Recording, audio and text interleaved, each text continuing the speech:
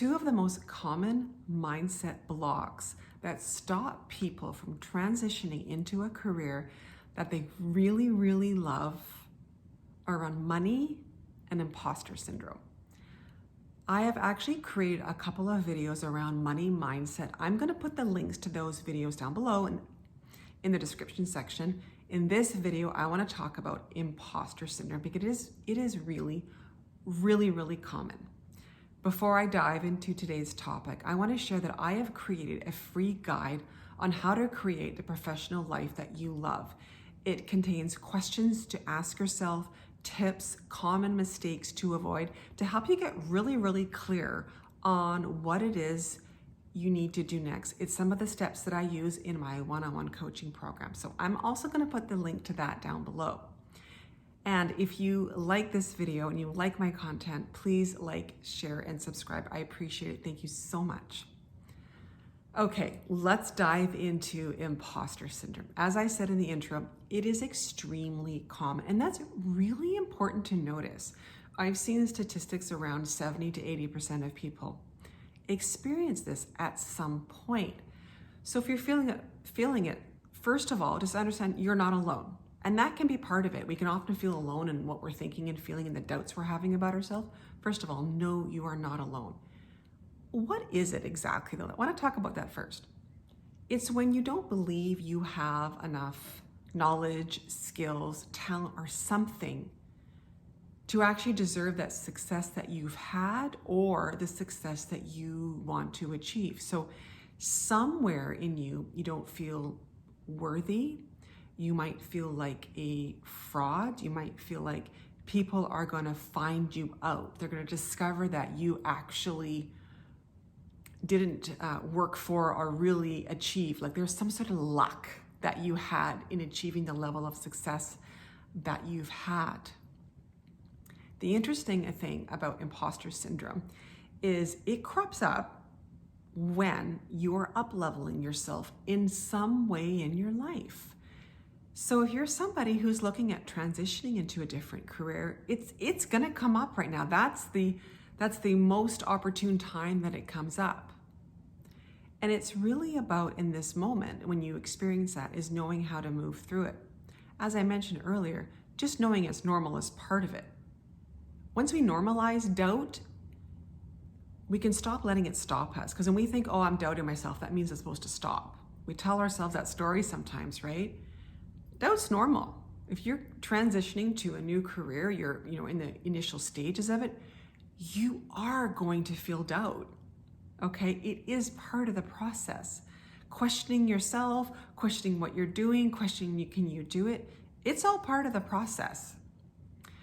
But where imposter syndrome can really stop somebody is they can delay a career transition. So what that can look like is, feeling not ready. So you could be saying to yourself something like, well, I'm not quite ready to make a career shift. I think I should go back to school and get another degree or get a degree. Often with high achievers though, it's another degree. I'll get another certification. I'll just do this other thing and then I'll be kind of like ready somehow. I'll be worthy. I'll know enough. I'll have enough. It's constantly this feeling of I need to do more before I can actually move forward. And this is a tricky dance, okay? Because in making a career shift, sometimes we do discover that we need to learn some new skills, right? There's a fine line here. So I'm gonna unpack this a little bit. So if you're undergoing imposter syndrome and you're feeling that's the space you're in, what it will look more like is I can't actually move forward until I've done something. I've got, like I said, get that degree, get that certification, learn this, learn that, and I can't move forward until I do that. If, on the other hand, you've gotten clarity on what it is you want to do, you are taking action steps towards what it is you want to do, and in doing that, you've discovered it would be helpful for you to take a course or a program, take an online something in part of the process, that's different. But we can muddy those two waters. It's really easy to do that. So you have to be really clear, what stage of the process are you learning more? Is it stopping you, or is it part of your evolution? If you're a high achiever, you love to be able to learn more, to achieve more, to accomplish more. It's part of who you are. I include myself in this, so I'm going to use the word we because it really resonates with me. That's who I am. And ironically, high achievers actually suffer from imposter syndrome more. And if we start to unpack why does that happen? Well, as high achievers, we like accomplishments. So chances are, you've achieved a certain level of success in your career. When does imposter syndrome come up? When we don't feel like we've earned the success that we have. If you're somebody who's never really gone for success, it may never crop up because you've never actually created success, right? So as a high achiever, given that we do love success, it's just natural at some point, or more natural, that this might crop up. As a high achiever, chances are you have very high expectations of yourself, and you compare yourself to others. This is what we do as high achievers. We hold the bar really high for ourselves, often higher than we would for anybody else around us.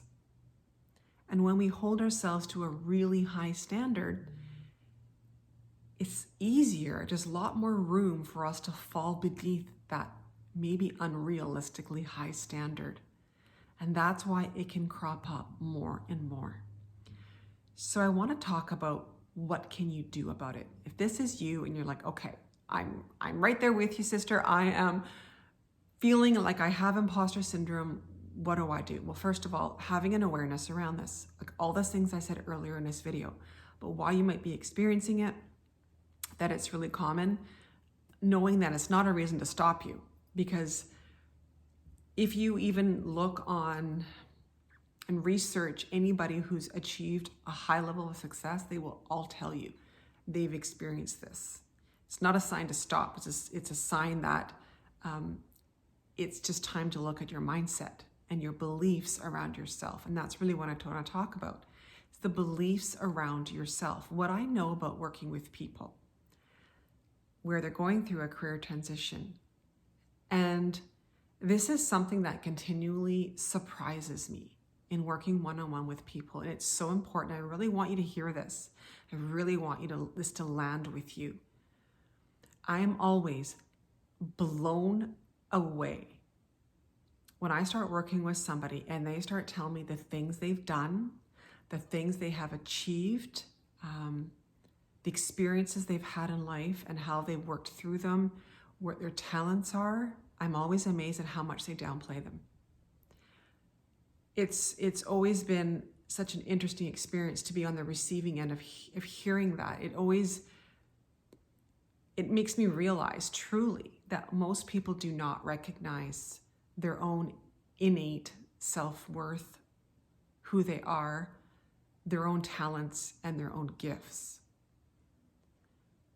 So a really good exercise, if this is you, is to sit and write down all the freaking awesome, amazing things that you've done in your career, in your life, but not only that, who you are.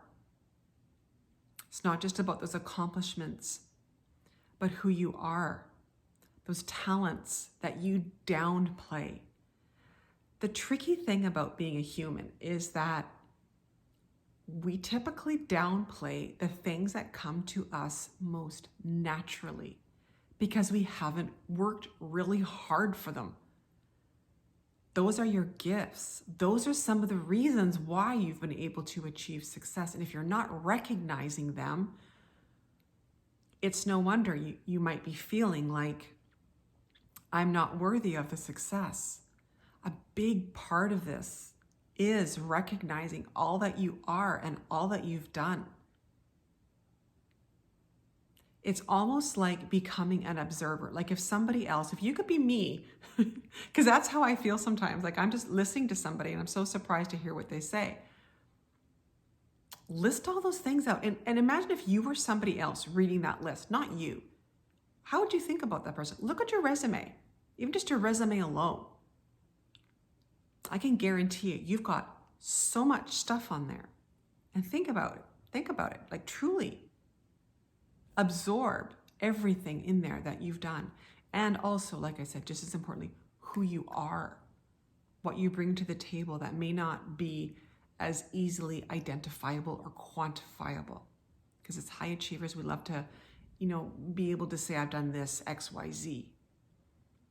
But sometimes it's those innate talents. Like, are you a really good listener? And is that how you've achieved some level of success? Are you good at working together with people? That's huge. It's huge. And so many people downplay that skill. Your team player, it's huge. Start to really honor that. Look at the bar you have for yourself as well. Look at how high the bar is.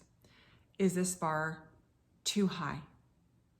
Are you holding yourself to a higher standard than you would for anybody else? Be honest with yourself. Another thing you can do is look at perfectionism if this is something that's running for you. Often high achievers can have perfectionist tendencies. Now that means starting to be okay or being better at making mistakes. This is something high achievers don't always love to do, because we want to have that level of success, achievement, reaching our goals. But being human is to make mistakes. That's how we grow. That's how we learn. It can be a hard one, for sure. I know it was a hard one for me. And it also depends on what kind of environment you've been in. If you're in a work culture that does not really support the idea that we learn from our mistakes, this can be a tough one too. While learning to embrace mistakes, your flaws. It's part of being human. It doesn't make you less than. It actually just makes you who you came here to be. We came here to learn lessons. We didn't come here to be perfect. And lastly, what I want to really say, and I want you to really receive this message, you are worthy. You are worthy and deserving of any success you've had and anything that you want for your future. You would simply not be dreaming about something different if it not only was possible, but possible for you. Our dreams aren't planted in us for nothing. You have the dreams that you do inside of you for a reason. They're there for you to go after them, and you are worthy and deserving of achieving them. So I want you to really receive that message and honor yourself in this process. So I'm going to leave this video here. I would love to hear any comments that you have if this is something that's been cropping up for you. And if you've got some other tips that have really worked for you, I'd love for you to share them. And again, please like, share, and subscribe to this video if it has helped you. I appreciate that so much, and I will talk to you soon.